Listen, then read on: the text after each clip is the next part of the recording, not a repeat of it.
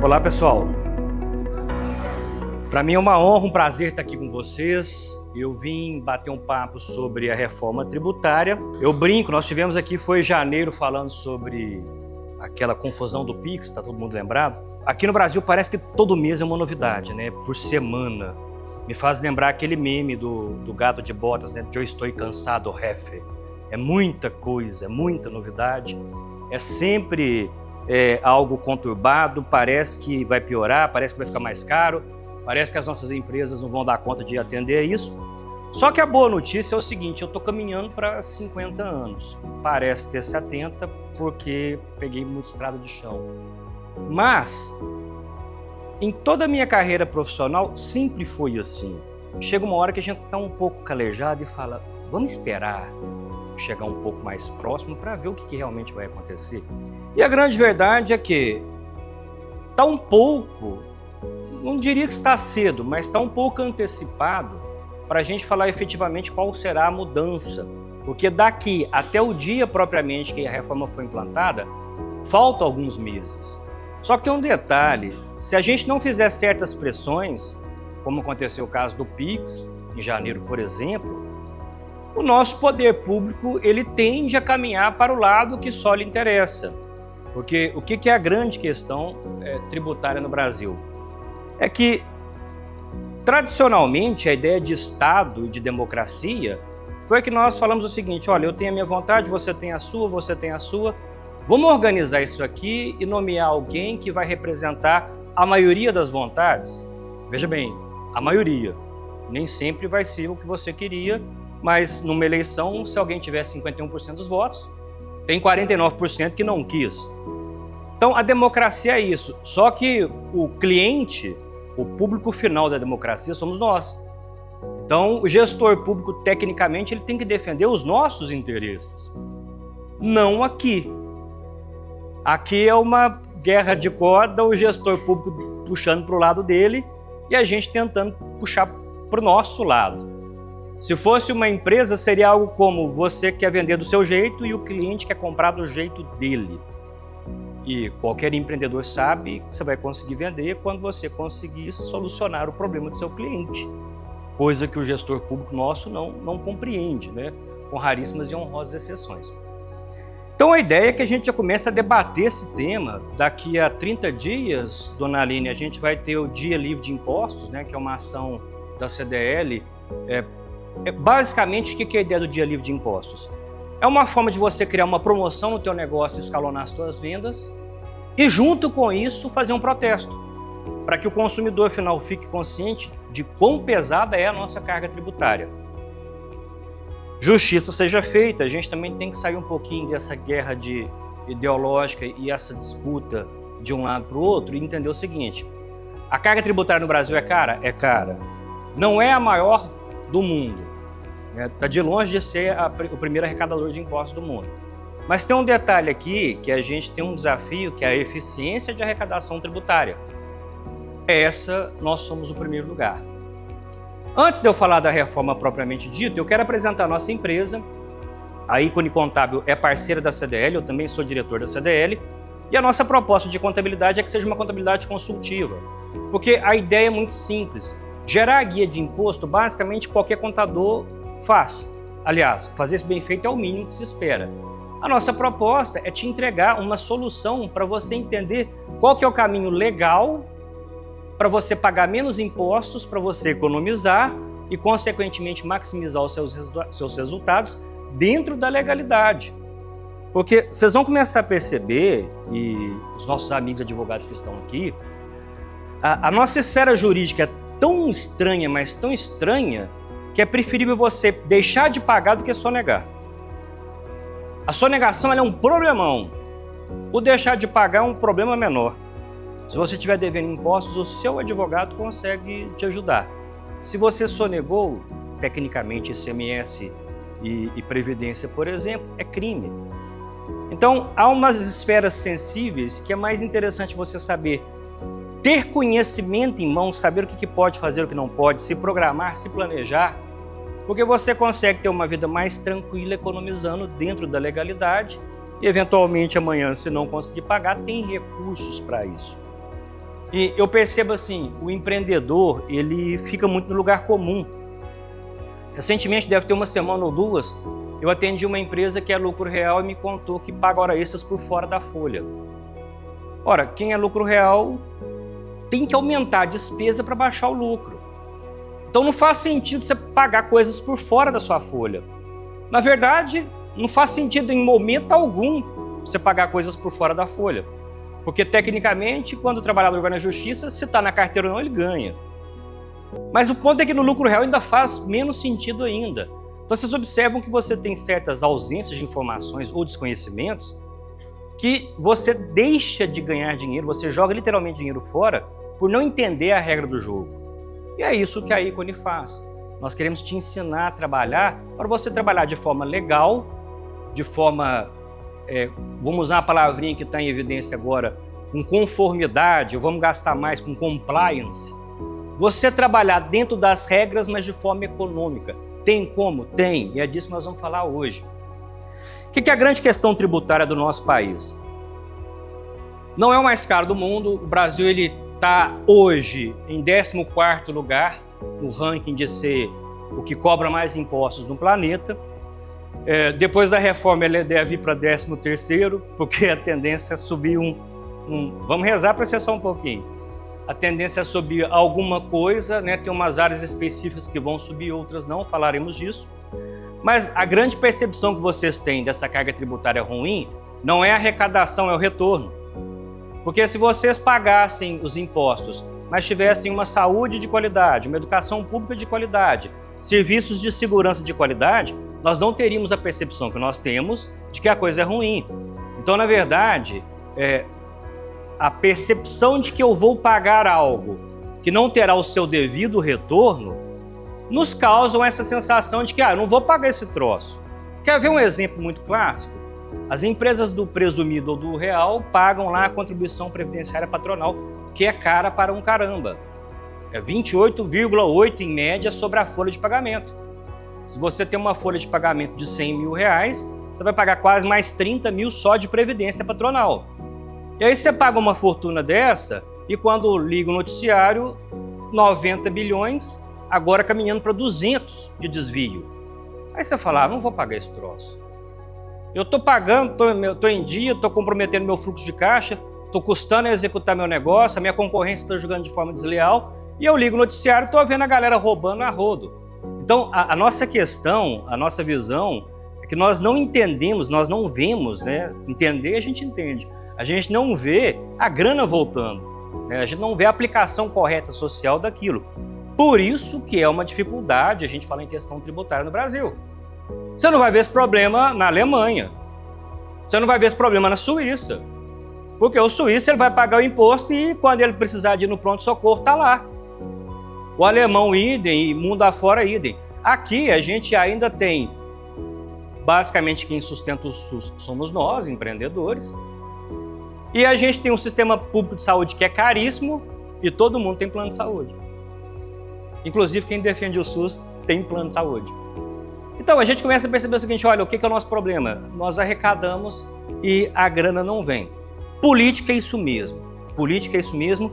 E eu gosto sempre de colocar um adendo, porque de 5 anos, 6 anos para cá, acho que a coisa escalou muito ali na pandemia, porque a pandemia realmente foi uma época estranha, mas começou a falar que o Brasil está muito conflituoso, tá uma guerra e que tem que ter alguém para acabar com a guerra. O que as pessoas esquecem é o seguinte, quando o único regime que há unanimidade é ditadura. Porque você não pode falar, então só tem um discurso vigente. A democracia é barulhenta. A democracia ela é ruidosa. É um conjunto de ideias contrárias e nem sempre a melhor ideia vai prevalecer. O que prevalece é a maioria. Então a gente tem que entender que essa questão tributária é uma questão política. E eu estou falando isso para a gente poder pressionar os nossos deputados e senadores. O caminho é esse, é pressão. É ir para a rede social, é fazer barulho, é brigar e não deixar, porque se nós deixamos, você já viu o que o governo faz. Né? Nem sempre, quase nunca, para te falar a verdade, em toda a minha carreira profissional, não teve uma legislação que a gente falasse, a partir de agora vai melhorar. Com raríssimas exceções, vamos ser justos, Em 94, eu já estava na área, foi criado, em 94, foi criado o Simples Nacional. Durou um ano, porque depois eles adicionaram tanta exceção ao Simples, que o Simples hoje é um regime mais complicado que o lucro presumido. Conforme foi mais fácil trabalhar com lucro real do que o Simples Nacional, porque criaram tantas exceções na regra que era simples, que de simples ficou praticamente só o nome. Então, é comum, eu deixei de participar de sindicato de contabilista há anos, porque eu não aguentava. Porque, basicamente, a reunião era para reclamar. Cara, beleza, é isso mesmo, o governo fez isso, mas vamos trabalhar para enfrentar isso? Então, a demanda, a gente tem que começar a perceber que muito do que a gente reclama do nosso país é omissão nossa. Tem uma frase muito bacana que fala, né, que quem não gosta de política é governado por quem adora. E quem adora a política, meu jovem, tem um modus operandi de trabalhar que vá por mim. Não é o que você gosta. Então a gente tem que começar, vamos dizer assim, vamos usar uma palavra bem clara, a sujar as mãos e entrar nesse meio, se a gente quiser fazer a nossa opinião acontecer. Não tem como. Falando em reforma tributária, eu preparei 3 etapas do nosso bate-papo aqui, baseado no que a nossa presidente nos pediu, porque o nosso foco aqui vai ser varejo. Então eu restringi o tema, que é um tema mais amplo, para aquilo que realmente interessa, e no final eu vou abrir para algumas coisas caso a gente não tenha falado. Eu preciso lembrá-los também o seguinte, muita coisa de reforma trabalhista, de reforma tributária ainda vai ser votada. Então a gente é uma regulamentação específica que não adianta muito a gente ficar especulando. A especulação sobre essa é igual a especulação sobre quem seria o Papa. Vocês viram que ninguém acertou, né? Por aí, é a mesma lógica. Antes da gente falar em reforma, eu quero só apresentar o que é o cenário atual para calibrar os conceitos, caso alguém não domine a área ainda, entender o que nós estamos falando e o que vai implicar, tá? Você vai olhar ali e vai procurar entender em qual daqueles níveis, em qual daqueles regimes tributários você se enquadra. Eu só tenho que lembrá-lo que é uma confusão comum quando a gente fala de regime tributário, que se confunde muito arranjo societário com regime tributário. Empresário individual, sociedade limitada, sociedade simples, sociedade anônima, isso são arranjos societários. Esse é o formato que você irá se relacionar com a sociedade, com seus sócios. Regime tributário, MEI, presumido e por aí vai, é um regime de apuração de tributos. São coisas independentes, né? Você pode ser empresário individual e simples nacional, por exemplo. O MEI, basicamente, é um empresário individual. Você não vai conseguir ser uma sociedade. Não necessariamente tem uma relação direta. Aqui, sempre que possível e óbvio, por uma questão de prospecção de mercado, a gente recomenda a qualquer empreendedor que esteja começando a começar como MEI. Porque o limite é baixo, mas as regras são poucas e é relativamente barato, com 70, 80 reais por mês. Você monta a sua estrutura, monta lá o teu perfil numa rede social e vai trabalhar, tá tudo certo. O que a gente tem que começar a entender aqui é que eu já dei treinamentos para empresários que tinham 8 MEIs abertos, porque o limite do MEI é 81 mil. 8 vezes 8, 64. Então o que ele fez? Ele escalonou o limite dele para 640 mil. Só que ele trabalha com máquina de cartão de crédito, são 8 máquinas. Quando ele ia passar o cartão do cliente, ele tinha que escolher entre 8 máquinas e lembrar do limite de cada uma. Se ele colocar no papel e fizer essa conta, ele vai perceber que talvez o que ele está gastando gerenciando essas máquinas e o risco que ele está correndo, porque o MEI pega, inacreditavelmente, vou falar estatística, tá? É mais fácil hoje um MEI ser pego do que um lucro real. Inacreditavelmente. Se nós tivemos o prazer de conhecer não vou citar qual órgão ou não, mas ela é chefe de um órgão de arrecadação aqui da região. E ela contou, na minha mesa tem 400 processos de MEI para fiscalizar. Não tem nenhum de lucro real.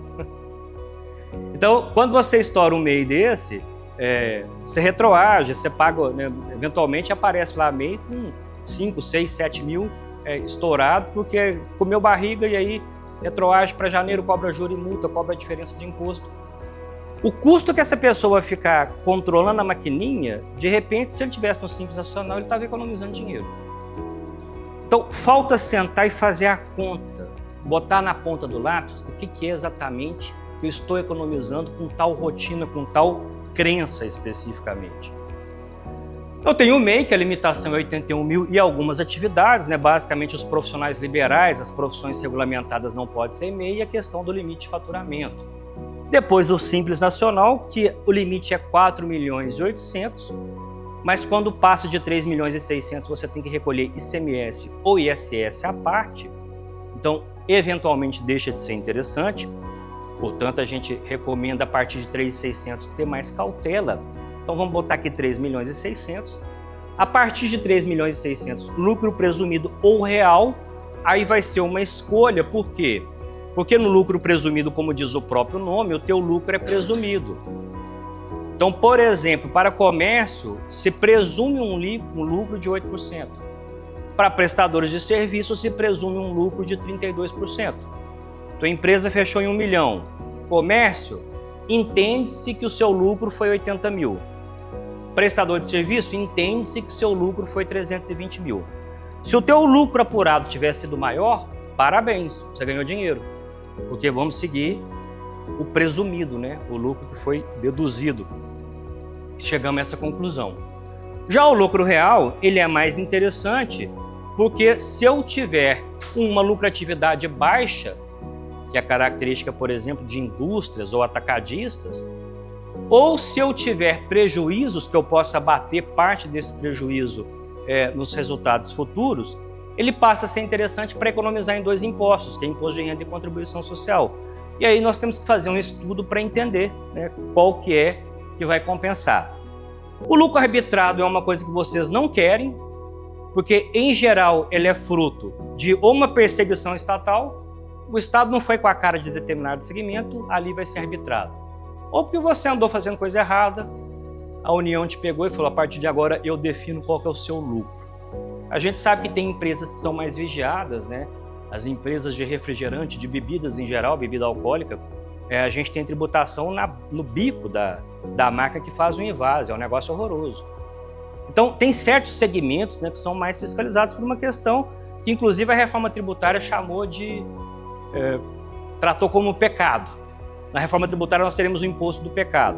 Costuma separar a religião de Estado, agora o Estado voltou a definir o que é pecado ou não, falaremos disso.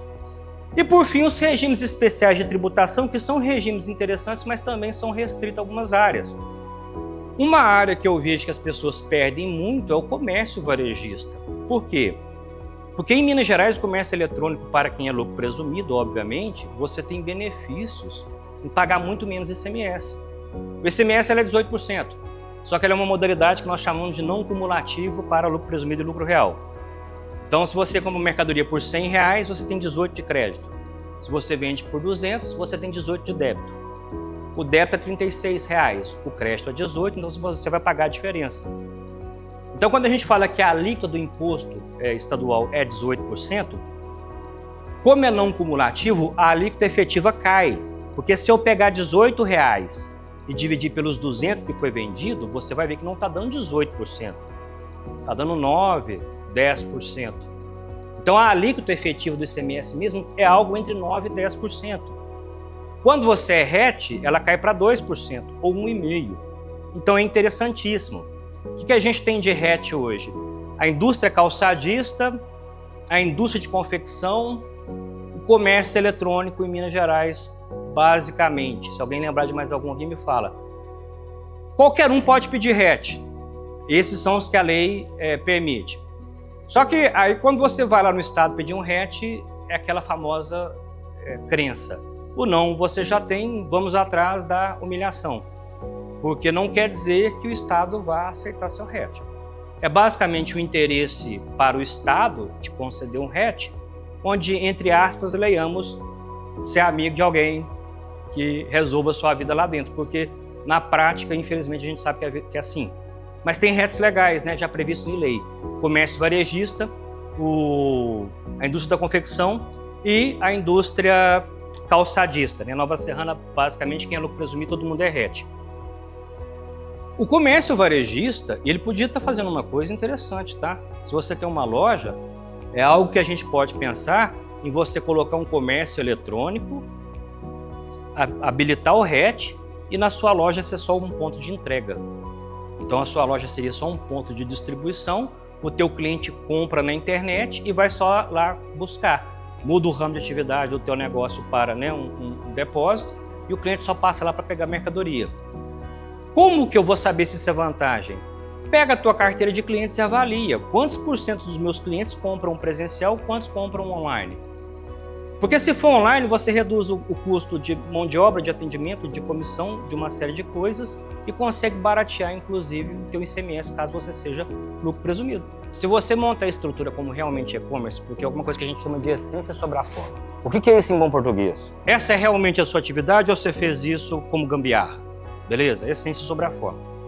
Se essa é realmente a sua atividade, se é um comércio eletrônico, e se o cliente vai lá e só pega a mercadoria, porque uma coisa é o cliente só lá buscar mercadoria, outra é ele chegar lá e ter uma loja comum, normal. Então isso não é e-commerce, você é uma atividade mista, que é aí onde erra. Se você realmente for um ponto de distribuição, não faz diferença se é só dentro do estado ou fora do estado. Você está vendendo. Se fora do estado não te compra, é uma questão de marketing. Então, basicamente, mesmo que a fiscalização não enxergue isso, o que vai definir esse norte, se tiver que brigar na justiça, que o seu advogado vai usar isso, é que a prova de que realmente o que se pratica lá é um comércio eletrônico. A sua unidade é só um ponto de distribuição. Aí, se você quiser fazer uma loja online, uma loja presencial, uma outra unidade, lá você recebe o público. Nessa, não. Então, a essência é sobrar a forma. Se você provar isso, não tem por que se preocupar. Bom, vamos lá. Para vocês entenderem o que rola hoje. Eu coloquei ali que é mensal, mas o lucro real pode ser trimestral. É só porque senão alguém ia bater o olho e falar, mas trimestral é 60 mil limite ali na linha 2. Eu tenho no lucro real hoje um imposto de renda sobre o lucro de 15%. Se o seu lucro apurado passar de 20 mil, tem mais 10% sobre o excedente. Então, se der 30 mil, você vai pagar 15% sobre 20 e mais 10% sobre 10, que é o que está passando, né? O lucro real apurado, ele tem esse pequeno probleminha, né? É 15% só se o seu lucro ficar abaixo de 20 mil mensal. A contribuição social também 9% sobre o lucro. O PIS, que ele é não cumulativo, o que significa não cumulativo? Que eu posso aproveitar os créditos das compras. Então, eu vou aproveitar 1,65 de crédito na compra, vou debitar 1,65 na venda e vou confrontar só a diferença. O COFINS também é não cumulativo, o IPI também é não cumulativo, o varejo não tem. A contribuição previdenciária patronal é o maior problema, porque ela é cara, ela é 28,8 sobre a folha, ou seja, quando o assunto é previdência, tem a parte que é descontada do trabalhador e para lucro real e presumido tem mais a parte patronal. É isso que sustenta a Previdência Social. Tem o ICMS, que em qualquer cenário é não cumulativo. Eu coloquei asterisco nas alíquotas, por quê? Porque essas alíquotas elas vão oscilar baseado na realidade, né? O ICMS, por exemplo, depende de onde está comprando, de onde está vendendo. Se for para o norte é mais barato, se estiver comprando do sul é mais caro. Então, as que têm asterisco é que elas oscilam. ICMS também, que o comércio não tem, que é sobre serviços, que a alíquota é 5%, mas pode ser 0, pode ser 1, pode ser 2. Eu vou até pegar a questão do ISS, que não se aplica ao comércio varejista, mas utilizar para explicar a guerra fiscal. Você tem uma determinada atividade, você é lucro presumido ou lucro real, e o ISS em Divinópolis é 5%. E em Cláudio é 1%. O que você faz com a sua empresa? Muda para Cláudio. Aí o Estado foi e falou assim, mas se você prestar o serviço para outra cidade, então nós vamos recolher para a cidade onde é que você prestou. Só que tem certos tipos de serviço que ele não depende de localidade. Então ainda Cláudio pode ser interessante. E isso é o que nós conhecemos como guerra fiscal, beleza? Os estados e os municípios eles têm essa autonomia de reduzir a questão tributária para trazer clientes, né, contribuintes para a sua unidade. Quando é o lucro presumido, o que acontece? O imposto de renda continua sendo 15%. Porém, eu vou presumir o lucro. Então, na prática, eu deduzo que o seu lucro é de 8% e aplico 15% sobre esses 8%. Aqui, eu já fiz uma alíquota direta que 15% de 8 vira 1,2. O cálculo, obviamente, ele é feito separadinho, mas para você ter uma referência para ficar mais didático, é 1,2 sobre a receita. Ele tecnicamente é calculado sobre o lucro, só que como o lucro é arbitrado, então acaba que a referência fica sendo a receita. 15% de 8, a mesma lógica, né? Eu tenho um adicional de 10% se a parcela passar de 20% do lucro. A contribuição social vai ser 12% o lucro estimado, então 9% de 12% vai virar 1,08. O problema do lucro presumido é que o PIS e a COFINS são cumulativos, ou seja, você não aproveita créditos. Vocês percebam que lá no lucro real é 1,65, aqui cai para 0,65. A COFINS lá no lucro real é 7,6, aqui cai para 3. E aí eu tenho o IPI, que também não se aplica ao varejo, mantém a contribuição previdenciária patronal, eu tenho o ICMS, né, que segue as mesmas regras, e se você for prestador de serviço, nós temos também o ISS. Beleza. Quando é que lucro presumido é interessante? Quando a sua margem de lucro no comércio for mais do que 8%. Beleza? Então, você tem que ter um conhecimento da sua margem de lucro para saber, cara, eu tenho uma margem de lucro de 20%. Então, fica quieto aqui, porque a estabelecida é só 8%. Para o prestador de serviço, o Estado mete a faca. Aí a presunção do lucro ali é 32%. Então é consideravelmente mais caro. Por quê? Parte daquela estatística, né? Isso é até estatística do Sebrae. A indústria e o comércio têm um lucro menor e o prestador de serviço tem um lucro maior. Por conta da escala. Uma indústria consegue vender para o mundo inteiro. Um médico consegue atender 10, 20 pacientes por dia. Então o que vai acontecer? Como ele atende menos, a margem de lucro dele é maior, essa é a lógica. Esses são os dois cenários atuais e eu tenho mais um cenário, eu vou falar só do anexo 1, porque é o do comércio, que é o famoso Simples Nacional. O Simples Nacional ele trabalha com a noção de faixas. Aqui a gente tem que até ser muito justo, porque o nosso legislador ele pensou o seguinte, quem fatura pouco, paga pouco. À medida que o teu faturamento vai escalonando, você começa a pagar mais. E venhamos e convenhamos, 4% no contexto Brasil, 4% no contexto mundo, está de graça. Não é caro. 4% não é caro. E aí a conta do Simples ela é muito estranha, mas ela favorece o seguinte. A primeira faixa para quem vende até 180 mil ano, que vai dar uma média ali de 15 mil, né, mensais. E aí essa faixa vai escalonando, vocês percebam que à medida que essa faixa vai aumentando, as alíquotas vão crescendo. Só que ele tem uma parcela de dedução. Esse sistema de parcela de dedução de impostos, a lógica dele é o seguinte. Quando você tem ali na faixa 2, de 180 mil a 360, vocês vão perceber que a alíquota a princípio é 7,3, mas eu tenho uma parcela deduzida de 5.940. Por quê? A lógica ali, o percentual do Simples, ele oscila, tá? Ele tem muitos critérios, principalmente o histórico de receita anterior. Então, ele é muito oscilante. Mas você vai perceber o seguinte, é 7,3. Se o seu faturamento acumulado estiver próximo a 180 mil, seu imposto tende a ser mais baixo. Se ele estiver próximo a 360, ele tende a ser mais alto. Então, essa parcela a deduzir, ela equilibra isso. E aí a alíquota efetiva, né, quando você chega no final da parcela, para a faixa 2 é 5,65, uma média, tá? Por isso que eu coloquei o símbolo aproximado antes. 7,58 na faixa 3, o que também para padrão Brasil não é alto. Que a gente fala de uma carga tributária mundo aí, efetiva de 30%. Se eu sou um optante pelo Simples, não tem a contribuição previdenciária patronal, que é o mais importante, você vai pagar só aquele DAS no dia 20 sobre a tua receita e o que você descontou dos seus empregados, não é caro. O Simples realmente, no nosso contexto, não é um negócio. A gente tem que dar o braço a torcer e falar que, olha, não está ruim. Né? Para quem vai lembrar, isso aqui da época do Fernando Henrique, né? Que era um presidente com perfil mais libertário, né? Economicamente mais libertário. Então, realmente incentiva. E o que o Simples está fazendo? Está pegando todas aquelas alíquotas que eu falei lá atrás, está somando e vira uma guia só. Então aqui, quando eu pago 4% ou 5,65% ou 11,87%, a minha guia está sendo pago o imposto de renda, a contribuição social, a PIS, COFINS, a contribuição patronal, mais o ICMS, tudo vira o DAS que você paga dia 20. Quando chega lá em cima, o que a União faz? Ela pega aqueles impostos e redistribui, tá? Então o que você pagou, parte vai para imposto de renda, parte vai para contribuição social, parte para COFINS, e aí vira um pedacinho de cada tributo, vai ser direcionado a cada órgão. Vocês reparem que tem o ICMS ali, que é uma novidade relativamente recente, porque vocês lembram que antes, quem era Simples Nacional tinha uma dificuldade em vender para quem não era simples, por conta do aproveitamento de crédito. Então o que acontece? Você pode destacar o crédito de ICMS se você for Simples Nacional, mas não vai ser 18, vai ser aquela parcela que você contribui de ICMS, beleza? Eu estou comentando isso porque as pessoas falam muito assim, com a reforma tributária você vai poder aproveitar crédito de ICMS de empresas optantes pelo Simples. Já pode, isso não é bem uma novidade.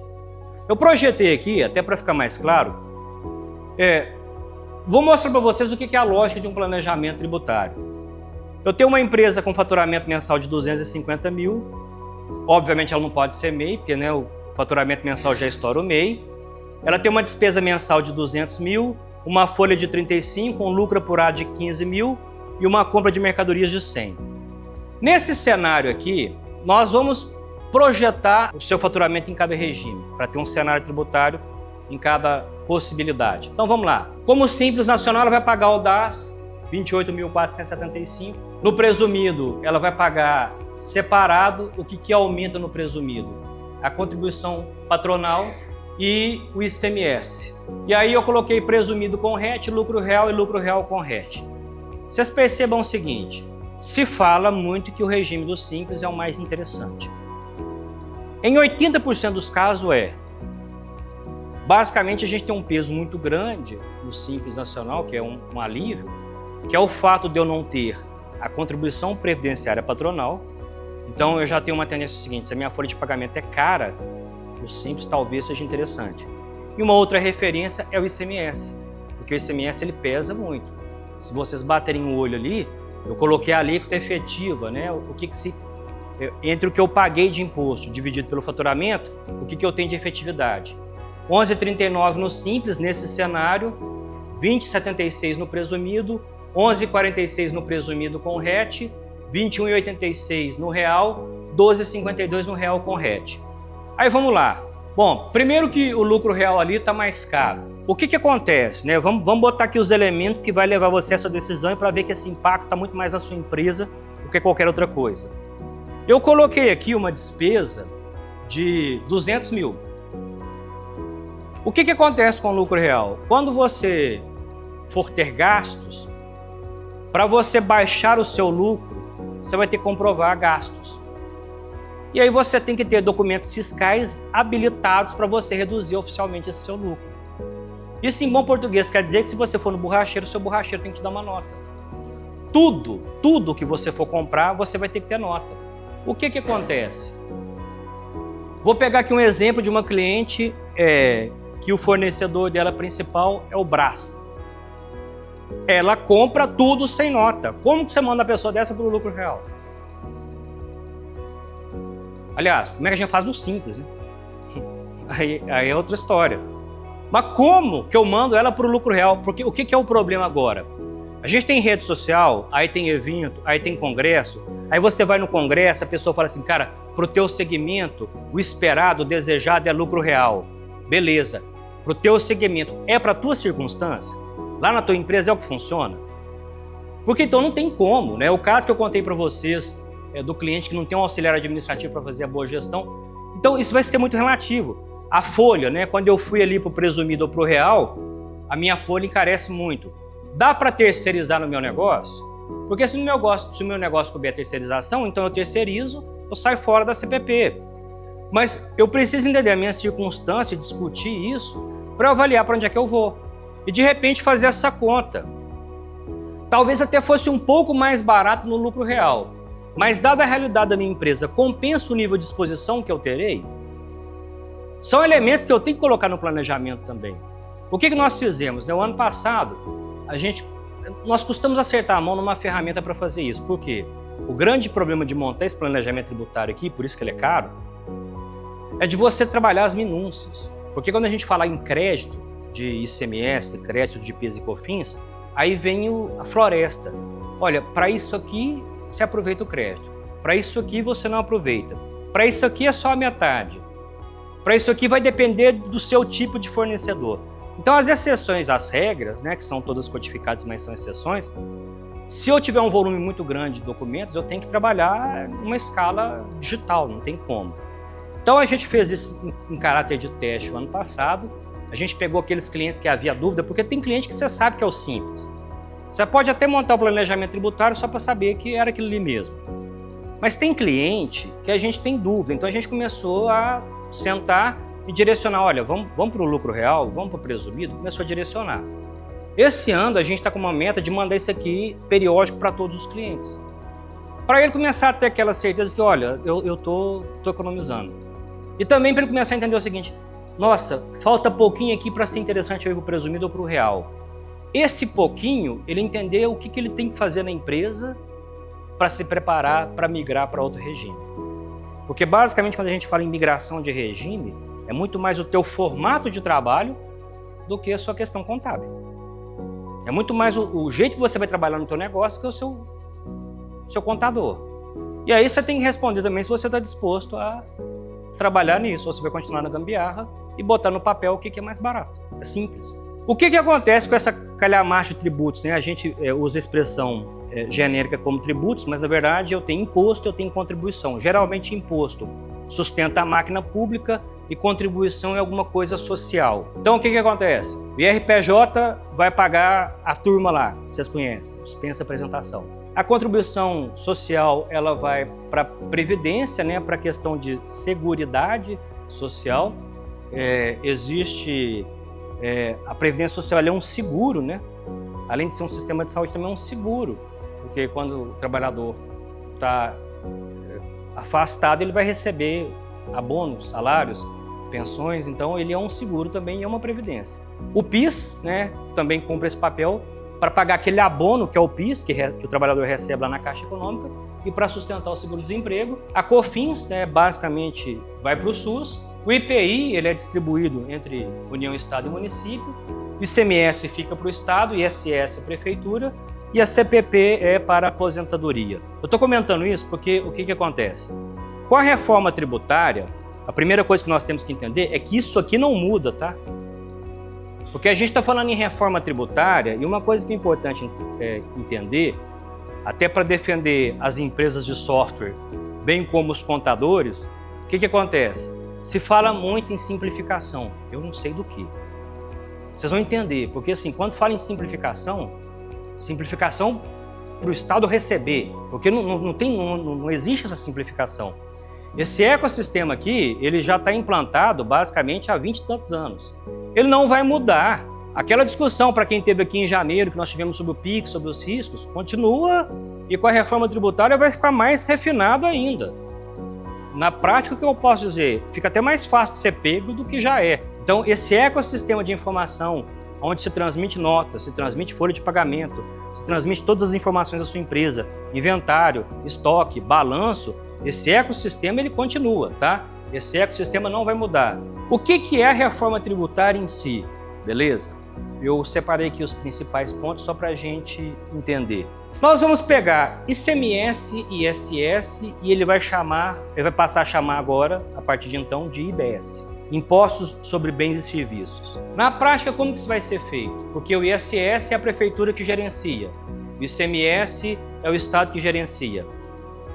Como vai ser dois impostos de unidades diferentes centralizados, criaram um órgão chamado Comitê Gestor, que me dá muito medo esse troço. Por quê? Porque vai ser um comitê misto de prefeitos e governadores e União, que vai receber isso e devolver para o Estado e para a Prefeitura, beleza? Então o que vai ser a lógica? O ISS e o ICMS viram imposto só. Então basicamente, se eu tiver uma empresa que é comércio e serviço, tem uma guia só. Se você era só ICMS, continua a mesma coisa, se você era só ISS, continua a mesma coisa, beleza? Então na prática, quando eu falar em IBS, ou é ICMS para quem é comércio, ou ISS para quem é serviço. A PIS e a COFINS vira CBS, porque são impostos de cunho social. Então, um vai ser imposto, que é para sustentar a máquina, o outro é contribuição, que é para questão assistencial, tá? Então, por isso IBS e CBS. Então, PIS e COFINS, lucro presumido e lucro real, vai virar CBS. ICMS e ISS, lucro presumido e lucro real, vai virar IBS. E o imposto seletivo, que na verdade isso já acontecia com o IPI, só que vai deixar de ser focado no IPI e passa a ser um imposto específico, imposto seletivo, que é o imposto do pecado. O que é a lógica disso? Quando o gestor público quiser restringir o consumo de determinado produto, ele taca imposto naquilo. Cigarro, bebida, carros a combustível fóssil e aquilo que o Estado considerar pecado. Beleza? Então, fumar, beber e andar de carro está muito errado, segundo a nossa ótica. O negócio é academia, andar a pé, não fumar e beber água com gás. Pra vocês terem uma ideia, o cigarro, a perspectiva do imposto seletivo para cigarro é de 300%. 300%. Quem estiver fumando aí, está na hora de reavaliar. Porque do Paraguai reduz um pouco o tempo de vida útil da pessoa. Então, convém ficar só no... não convém sair muito fora disso. As imunidades tributárias, se fala muito, mas assim, basicamente eu vou manter muita coisa do que já tenho. O que vai chamar atenção aqui para o varejista é o IBS. Então você não paga mais ICMS nem ISS para o Estado e a Prefeitura, mas vai ser um comitê gestor. As meninas perguntaram, mas e parcelamento? Parcelamento vai ser com o comitê gestor. Ou em bom português, mais um órgão público, além de Receita, Estado e Prefeitura, a gente tem mais um órgão público para gerenciar essa questão tributária. Um impacto gigantesco que vai ter aqui é a alteração na destinação do IBS. O que acontece hoje? Em partes, né? Mas o grande problema da guerra fiscal é que o imposto arrecadado vai para a unidade emitente. Então, quando eu vendo em Minas Gerais, o imposto fica para Minas. De um tempo para cá, no comércio varejista, porque os comércios eletrônicos estão todos em São Paulo, o Estado começou a fazer aquela transição, né? Então, você tem que gerar aquela guia quando vende no varejo, porque você tem que pegar parte do imposto e destinar para a unidade onde ela está sendo vendida. A grande mudança realmente assim drástica da reforma tributária é isso aqui, porque agora o imposto vai ser destinado para quem comprou e não onde vendeu. Então o que vai acontecer? Se você vende aqui em Minas Gerais para 20 estados diferentes, e aí as empresas de software vão sofrer, vai pegar os XMLs, vai verificar quanto que foi vendido para cada unidade da federação, aquilo é transmitido para a União vai pegar o que foi destinado a cada unidade e vai mandar o imposto para lá. Então, por exemplo, se você tem uma empresa em Minas que só vende em São Paulo, você vai pagar a tua guia lá normal, mas todo o imposto arrecadado vai para São Paulo, não Minas. Aí vai acabar de FAO, complemento de alíquota, e a guerra tributária, a guerra fiscal não faz sentido mais. Por quê? Porque antes, é muito comum, né? Eu abro uma filial em São Paulo, a gente tem muito cliente que tem filial em São Paulo, ou empresa de filial de São Paulo que tem filial em Extrema, para poder justamente fugir da questão tributária. Acabou. E aí você vai começar a se perguntar assim, mas então São Paulo está lascada, né? Só que basicamente o estudo que fizeram é que o consumo interno também vai suprir essa demanda. Porque você tem que pensar que o Estado consome coisas próprias, né? O restaurante em Minas Gerais vende para Minas Gerais. As empresas de Minas estão atendendo o público mineiro também. Então isso tem um peso gigantesco para as grandes escalas. E aí, de certa forma, a gente está beneficiando os estados do Norte e Nordeste que estão comprando. Então lá que vai ser descarregada a riqueza. O que me preocupa, porque você imagina esse órgão gestor lá. Como é que vai funcionar? Aí é outra história. Então, beleza, né? Isso aí realmente vai ter um impacto na guerra fiscal que vai acabar com parte da burocracia. O que vai acontecer, que nós já falamos, acaba a guerra fiscal, acaba de FAO e acaba ICMS complementar, e basicamente o que vai mudar é que tanto IBS quanto CBS são não cumulativos. Então, aquele esquema do PIS e COFINS, que era cumulativo no lucro presumido, agora passa a ser não cumulativo. Então, em bom português, lucro presumido vai poder aproveitar crédito de PIS e COFINS, ou melhor, CBS, que vai virar um imposto só, né? Antes não podia. O lucro real já podia, tá tudo certo. No simples não vai fazer muita diferença, vocês vão ver. O que eu tenho em termos assim de impacto fiscal? O IBS, a alíquota dele é 18,7, mas calma, não assusta, porque essa é a alíquota padrão, a efetiva cai por conta dos créditos, beleza? Aí vai depender de uma boa gestão de crédito tributário para você jogar essa alíquota para baixo. Então, o IBS 18,7 e o CBS 9,3, o que totaliza hoje 28%. IBS mais CBS dá 28%. Você fala, Nossa, é muito caro. Olha, se eu somar, por exemplo, do lucro real, PIS, COFINS, ICMS e ISS, se ele tivesse ali todas as modalidades, ele estaria pagando R$ 32,25. Se eu tirar o ISS dali, ele estaria pagando R$ 27,5. Então, não está tão fora assim, né? E ainda estou lembrando que, por exemplo, no lucro presumido, eu não podia aproveitar crédito, agora eu posso. Isso aqui é a alíquota inicial, né? A alíquota efetiva mesmo tende a cair ali para algo em torno de 19%, 20%. O que é a grande novidade para a Simples Nacional? O Simples Nacional vai poder recolher o ICMS por fora, ou melhor, né? Agora não é ICMS, mas é IBS. Então você vai poder ser Simples Nacional e ter um ICMS à parte. Hoje isso acontece para quem fatura mais de 3.600.000. Com a reforma tributária, o Simples pode fazer isso. E uma coisa interessante é que esses regimes tributários só eram anuais. Então, se o Simples quisesse mudar, é só em janeiro. Agora passa a ser janeiro e julho. Então, de 6 em 6 meses eu vou poder reavaliar meu cenário. O que é o legal ali? O legal é o seguinte, eu tenho uma possibilidade de, se for interessante, passar a trabalhar com ICMS por fora. Só que vocês têm que lembrar o seguinte, hoje, quase empresa nenhuma do Simples é interessante. Costuma ser muito interessante quando a sua tributação já está ali 300, 350 mil por mês. Abaixo disso, vocês viram lá na projeção que eu fiz, um exemplo até muito comum, que não costuma ser muito interessante eu recolher esse ICMS à parte. Mas fica aberta a possibilidade, né, de recolher a IBS à parte. Os regimes especiais e diferenciados, a gente vai ter um foco maior em educação, saúde e transporte público, mas o comitê gestor vai manter os regimes especiais que existem. Então, te respondendo, com a reforma tributária, na verdade, não tem muita relevância para vender para dentro ou para fora. Entendeu? Então, assim, dá para fazer. A questão é a essência sobre a forma, tá? Mas dá para fazer.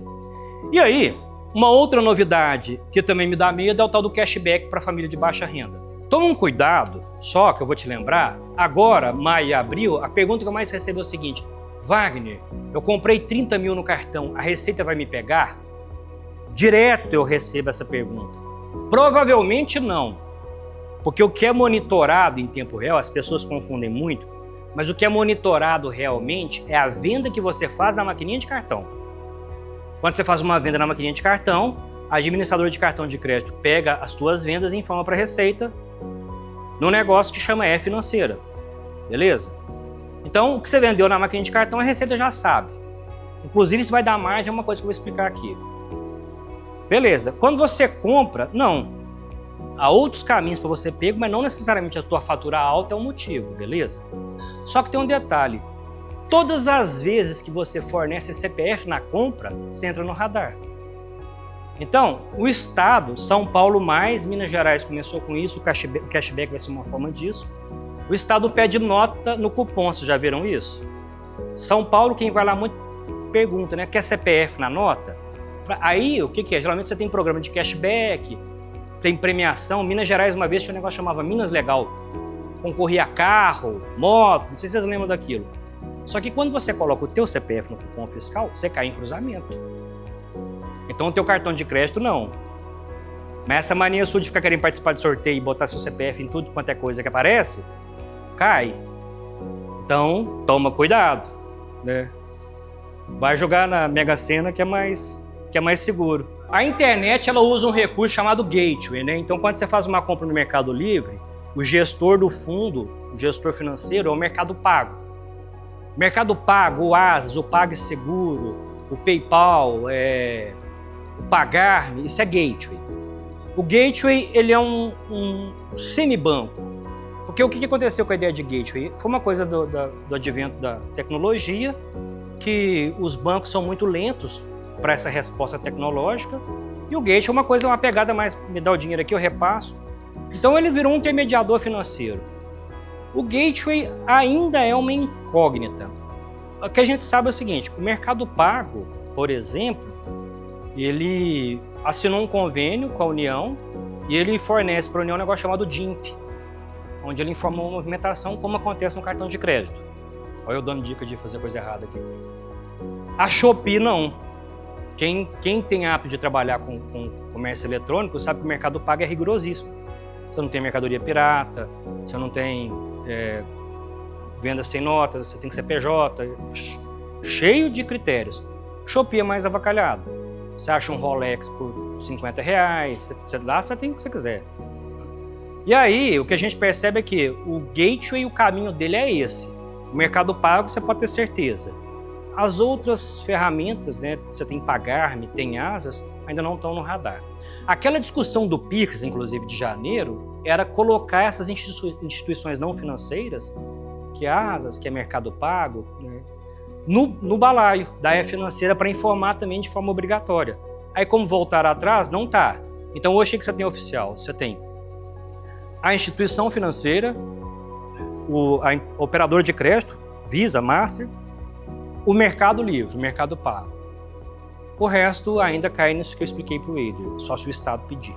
O que me leva a isso aqui, tá? O próprio sistema de cartão de crédito vai originar o que a gente chama de split payment. Então, as vendas no cartão de crédito em 2027, a expectativa é que no comércio empresa a empresa, né, B2B, quando uma PJ vende para outra PJ, vai começar, se for uma operação no cartão de crédito, você vai receber R$100, a administradora recebe R$100, ela já vai passar o IBS para o comitê gestor e já vai te entregar o valor líquido abatido de impostos. A previsão é que de 2028 a 2033 isso também seja implantado no comércio eletrônico para o varejo. Então, se você vende no cartão de crédito varejista, provavelmente o seu IBS já virá retido também. Possivelmente, o que vai acontecer é o seguinte: se você for optante pelo Simples, você vai notificar a sua empresa de cartão de crédito para que o desconto não seja feito. Aí a gente vai ter três modalidades do Simples, né? Hoje é não optante e optante. A partir da reforma tributária vai ser não optante, optante com ICMS incluso e optante com IBS por fora. Então, se você for Simples, com o IBS incluso, não cai nisso. Você já tem incluso. Ou o gestor vai falar, não, eu quero que recolhe aquele percentualzinho pequenininho lá do ICMS para o comitê. Aí vamos ver o que vai ser a deliberação lá na frente. Ou, se você for optante com IBS por fora, já vem descontado. Então, a ideia é que vendeu no cartão, o ICMS já vai ser recolhido lá em tempo real, na hora. Vai ser igual ao Pix. É um Pix para você, um Pix para a Receita. A implantação vai ser o seguinte: ano que vem é ano de teste. Vocês vão começar a ver nas notas fiscais, né? Virá destacado ICMS, ISS, PIS, COFINS, mais CBS, mais IBS. Então a nota vai ter mais 2 campos além do que já existe, tá? O ano que vem vai ser simbólico, vai ter um destaque simbólico, mas é mais destaque para teste. Então a empresa de teste vai testar, o governo vai testar a receptividade disso e vai avaliar. Teremos mais obrigações acessórias para entregar na sua empresa, porque agora tem que saber para onde é que o dinheiro está indo, para o gestor redistribuir o ICMS. Então aumenta a quantidade de obrigações acessórias, né? Aumenta o serviço para o contador. 2027, a gente começa propriamente dita a fase de transição, e aí em 2027 já sai PIS e COFINS para lucro presumido e lucro real, já vira CBS, né, naquele esquema que vocês já conhecem. O IBS, ele continua simbólico, e aí já vamos começar a testar agora as obrigações, né, as novas declarações que virão.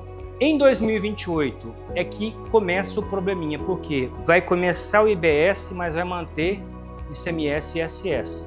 Então a expectativa que a gente tenha é que em 2028, como começa a aumentar o IBS e o ICMS só vai começar a reduzir a partir de 2029, então do jeito que está, provavelmente em 2028 a carga tributária sobe. A promessa é que de 2029 a 2032 vai subindo o IBS e vai reduzindo ICMS e ISS gradativamente. Em 2030, 80%, em 2031, 70%, em 2032, 60%.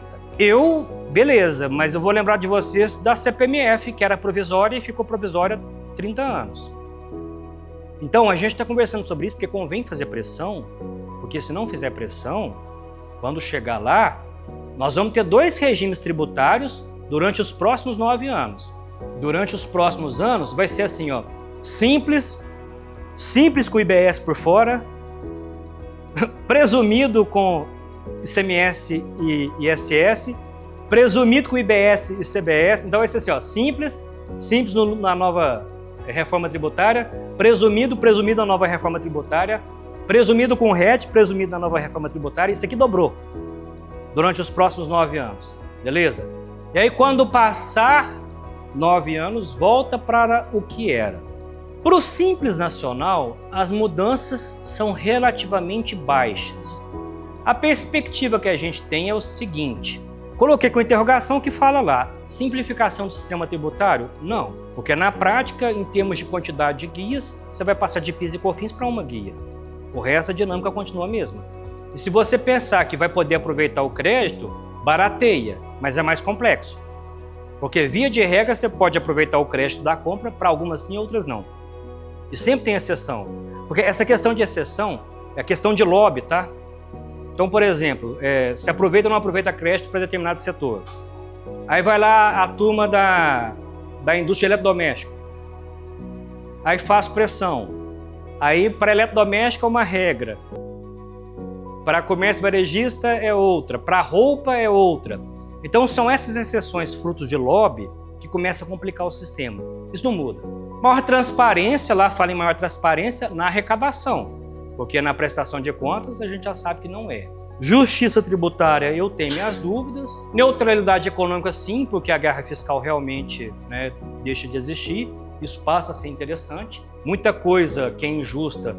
Eu tenho que comprar dentro de Minas, porque comprando em São Paulo é mais caro. Isso aí deixa de existir, então passa a ser uma baita de uma estratégia comercial. A redução do custo do Brasil não reduz, porque a carga tributária, em tese, permanece a mesma.